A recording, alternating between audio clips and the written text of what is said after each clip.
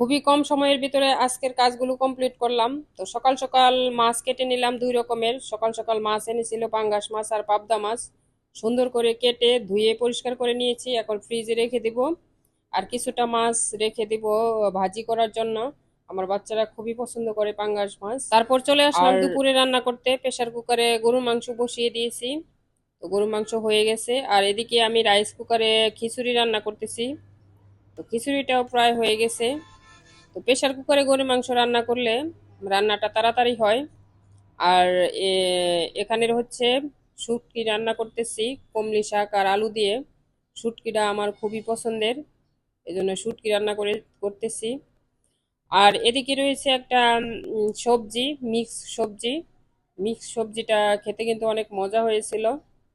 এই তো, সবজির কালারটা দেখেন অনেক সুন্দর হয়েছে, খেতে অনেক মজার হয়েছিল। আর এদিকে রয়েছে ডাল।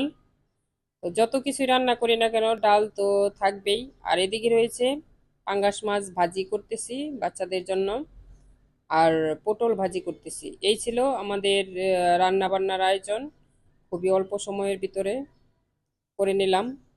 তো আজকের ভিডিওটা আপনাদের কাছে কেমন লাগলো অবশ্যই কমেন্টে জানাবেন, আর ভিডিওটি ভালো লাগলে লাইক শেয়ার এবং সাবস্ক্রাইব করে চ্যানেলের পাশে থাকবেন। আল্লাহ হাফেজ।